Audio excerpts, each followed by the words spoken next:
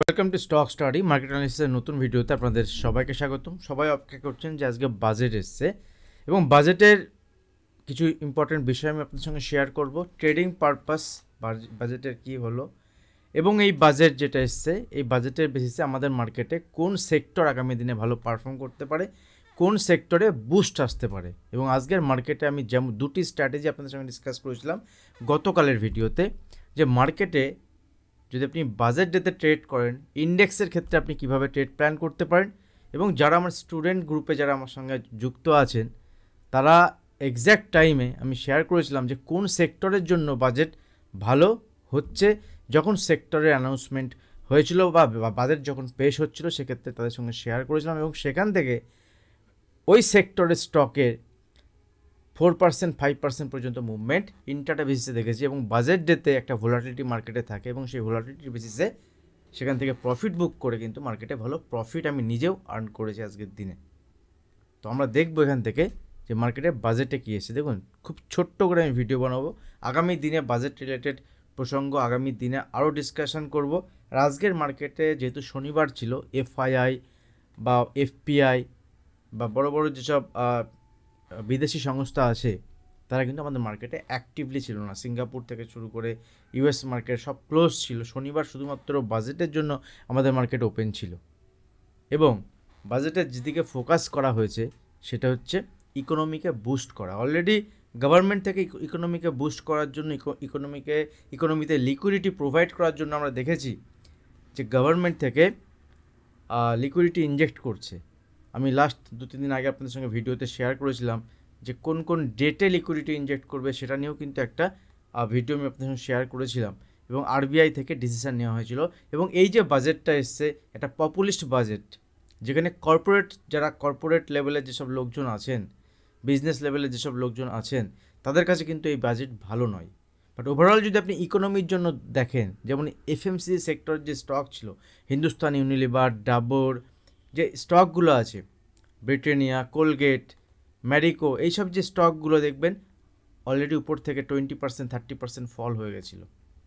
আমি আপনাদের সঙ্গে শেয়ার করেছিলাম যে 2025-এ গভর্নমেন্টের যে কোনো কারণেই হোক, গভর্নমেন্ট যে কোনো দিকে ফোকাস করুক বা জিডিপি যেভাবে ডিক্লাইন করছে তাদের গভর্নমেন্ট এদিকে ফোকাস করবে এবং সেই হিসাবে আপনাদের সঙ্গে আমি শেয়ার করেছিলাম 2025-এ এফএমসিজি সেক্টরের জন্য একটা ভালো সুযোগ, লোয়ার লেভেলে আপনি এখানে পজিশান তৈরি করতে পারেন। কোনো রিকমেন্ডেশন নয়, বাট আমি আপনাদের সঙ্গে 2025-এর একদম প্রথম দিক থেকে শেয়ার করে আসছি। মাল্টিপল টাইমস আমি আপনাদের সঙ্গে ডিসকাস করেছি যে এফএমসিজি সেক্টর কনজিউমেবল যেসব জিনিস আছে, যেগুলো মানুষ কনজিউম করে ডে টু ডে বেসিসে, সেই সব জিনিসের উপর আপনি ফোকাস করতে পারেন।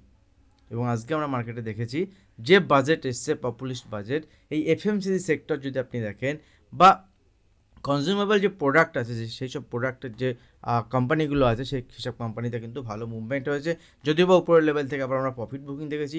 বাজেট ডেতে এটা নর্মাল, আগামী 2-3 দিন দেখতে হবে, তারপরে কিন্তু একটা মুভমেন্ট সেখান থেকে আমরা পাবো এবং র্যালি দেখতে পারবো।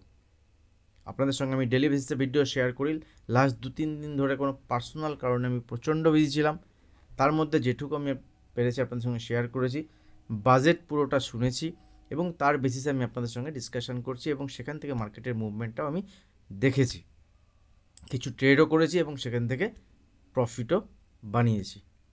তো এখান থেকে আগামী দিনের জন্য ইম্পর্টেন্ট লেভেল কি থাকবে এটা নিয়ে মানডে যে সোমবার হবে, এটা আগামীকাল একটা ভিডিও আমি শেয়ার করব সোমবারের ট্রেড প্ল্যান নিয়ে। আর অলরেডি বাজেটের ক্ষেত্রে যদি দেখি, সব থেকে যে বিষয়টা আমি আপনাদের সঙ্গে ডিসকাস করছিলাম লাস্ট কদিন ধরে, যে যদি শেয়ার মার্কেট নিয়ে কিছু না বলে দ্যাট ইজ পজিটিভ। তো শেয়ার মার্কেট নিয়ে সেরকম কিছু বলেননি। শেয়ার মার্কেটের যে ট্যাক্সগুলো আছে সেগুলোর কোনো চেঞ্জ সেভাবে কিছু হয়নি, that is good, positive. Share মার্কেটের ক্ষেত্রে অসুবিধা নেই। ইনকাম ট্যাক্স একটা বড় ইস্যু ছিল এবং আম আদমির ইন্ডিয়াতে প্রত্যেকটা মানুষের কাছে ইনকাম ট্যাক্স একটা বার্ডেন হয়ে দাঁড়িয়েছিল, যারা মধ্যবিত্ত। আমি লাস্ট ভিডিওতে আপনাদের সঙ্গে ডিসকাস করেছি মধ্যবিত্ত সম্প্রদায় নিয়ে এবং এদের যে ইনকাম ট্যাক্সের যে বার্ডেন সেটা নিয়ে। তো গভর্নমেন্ট একদম 12 লাখ পর্যন্ত, 12 লাখ মানে মাসে যারা 1 লাখ টাকা ইনকাম করে তাদের সেই স্ল্যাব পর্যন্ত তাদের নো ইনকাম ট্যাক্স, কোনো ইনকাম ট্যাক্স পে করার দরকার নেই। এটা নিউ রিজিমের ক্ষেত্রেও একই রকম। দেখুন, নিউ রিজিম ওল্ড রিজিমের মধ্যে ডিফারেন্স হচ্ছে, ওল্ড রিজিমের ক্ষেত্রে আপনি মেডিক্লেম, বা এলআইসি বা আরও অনেক কিছু যেগুলো আপনি স্পেন্ড করছেন, সেই স্পেন্ডগুলো আপনি বাদ দিয়ে সেখান থেকে আপনি যে ইনকামটা হবে তার উপর ট্যাক্সেবল হয়। আর নিউ রেজিমের ক্ষেত্রে যেটা হয় সেটা হচ্ছে আপনার টোটাল যে ইনকাম হয়েছে সেই ইনকামে আপনি কোথায় কী খরচা করছেন গভর্নমেন্ট সেটা দেখতে যাবে না, বা টোটাল ইনকামের উপরেই আপনাকে ট্যাক্স পে করতে হবে। এই টোটাল ইনকামের উপরে যেটা হয়েছে আমি ছোট করে আপনাদের সঙ্গে ডিসকাস করছি, সেটা হচ্ছে 12 লাখ। দ্যাট মিনস মোটামুটি মাসে যদি আপনি 1 লাখ টাকা ইনকাম করে, সে আপনার দোকান থাকুক, বিজনেস থাকুক, যাই থাকুক, বা আপনি স্যালারিড পার্সন হোক, তাহলে সেক্ষেত্রে আপনার কোনো ট্যাক্স পে করতে হবে না, বাট আপনার কিন্তু ফর্ম ভরতে হবে। এটা একটা ইম্পর্টেন্ট বিষয়। তো এই যে গভর্নমেন্টের যে ট্যাক্স না দেওয়ার যে ব্যাপার, যদি ট্যাক্স না পে করতে হয় তাহলে ওই টাকাটা কনজিউমেবল মানুষ কনজামশনে লাগাবে। বিশাল কিছু যে কনজামশন হবে এটা নয়, মোটিভটা চেঞ্জ হবে। মানুষের ধ্যান ধারণা যেটা ছিল, একটা খারাপ ধারণা যেটা ছিল যে আমাকে পয়সা বাঁচিয়ে ট্যাক্স দিতে হবে, সেটা কিন্তু থাকবে না, সেটা কমবে। এটা একটা পজিটিভ দিক এবং ওভারঅল ইকোনমির জন্য একটা বুস্ট হতে পারে। কনজামশন যেসব প্রোডাক্ট আছে সেই প্রোডাক্ট, যেমন এশিয়ান পেইন্ট, আমি এশিয়ান পেইন্টে আমার স্টুডেন্ট গ্রুপদের সঙ্গে শেয়ার করেছিলাম একদম লোয়ার লেভেলে, যেখানে এশিয়ান পেইন্ট বটম বানিয়েছে। আজকে দেখবেন এশিয়ান পেইন্ট সেখান থেকে তো উপরে, এবং আজকেও একটা মুভমেন্ট পজিটিভ সাইডে এশিয়ান পেইন্ট আমরা দেখেছি। তো এখান থেকে মার্কেটে আগামী দিনে আমরা স্টকের খুব ভালো ট্রেড প্ল্যান পাবো। নিফটি, ব্যাঙ্ক নিফটি ওভারঅল বিশাল বড় মুভমেন্ট না হলেও বায়াস পজিটিভ থাকবে। আমি ইম্পর্টেন্ট লেভেল নিয়ে আপনাদের সঙ্গে ডিসকাশন করব। আর যারা ভিডিও দেখছেন, ভিডিও ভালো লাগলে অবশ্যই ভিডিওতে লাইক করবেন। আর লাস্ট ভিডিওতে আমি আপনার থেকে লাইক সাপোর্ট পাচ্ছি, এরকমই যদি সাপোর্ট করতে থাকেন আগামী দিনে অনেক কিছু আসবে। মোটামুটি কালকে থেকে অনেকটাই ফ্রি হয়ে যাব, তো আপনাদের সঙ্গে আরও অনেক বেশি বেশি করে ভিডিও শেয়ার করতে পারবো। এবার দেখুন, আমি কয়েকটি স্টক আপনাদের সঙ্গে দেখাই। আর যে দুটো স্ট্র্যাটেজি আমি গতকাল শেয়ার করেছিলাম বাজেটের জন্য, একটা কি ছিল, যদি উপরের দিকে মার্কেট যায় নিফটির ক্ষেত্রে, যদি নিফটির ক্ষেত্রে আমি ক্লিয়ারলি আপনাদের সঙ্গে মেনশন করেছিলাম যে নিফটি যদি উপরের দিকে যায় তাহলে উপরের দিকে গেলে আমাদের সেলিং প্ল্যান থাকবে।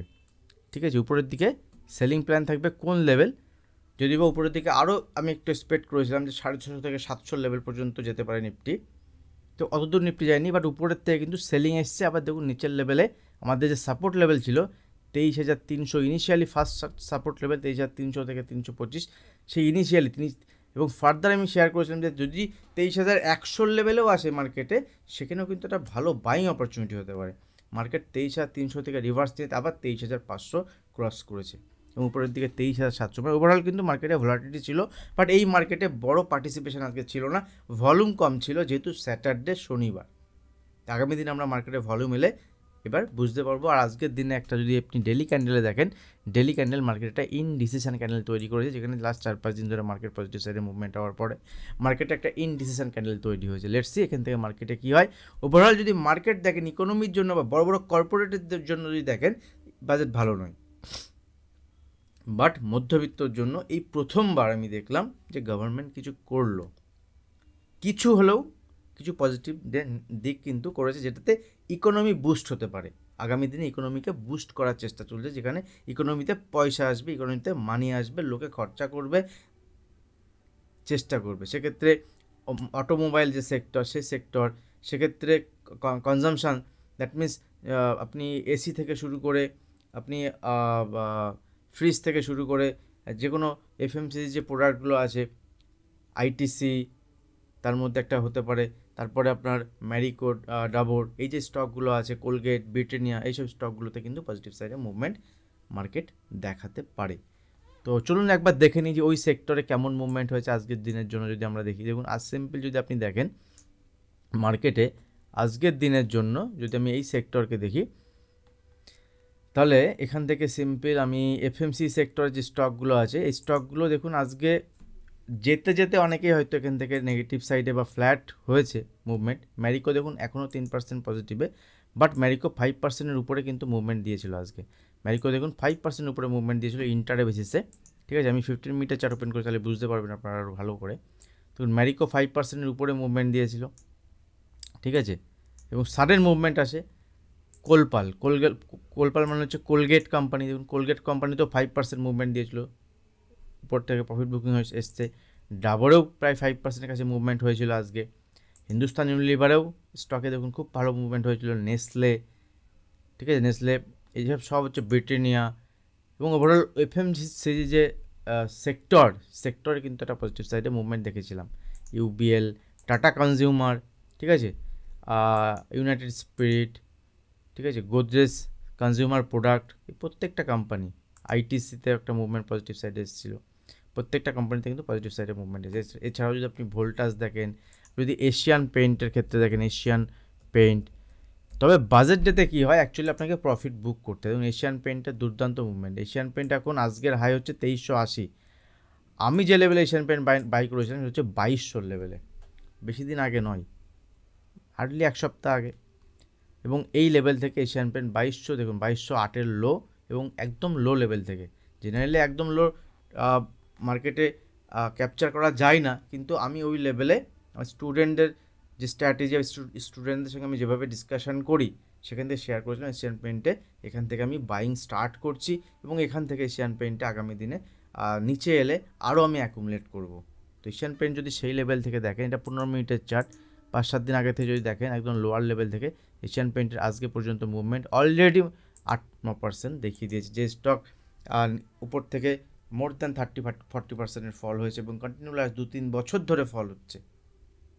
তো আপনাকে, আর এই এফএমসিজি সেক্টর যে চলবে, এবং আজকে চলছে চলেনি এটা পরের কথা, কিন্তু এখন আমি আপনাদের সঙ্গে শেয়ার করছি অ্যাজ পার অনলি মাই view, FMCG sector, consumable goods আগামী দিনে ভালো পারফর্ম করতে পারে, এটা আমার ভিউ বাজেট থেকে। এই সেক্টরটার উপর ফোকাস করুন, অটোমোবাইল সেক্টরের উপরে।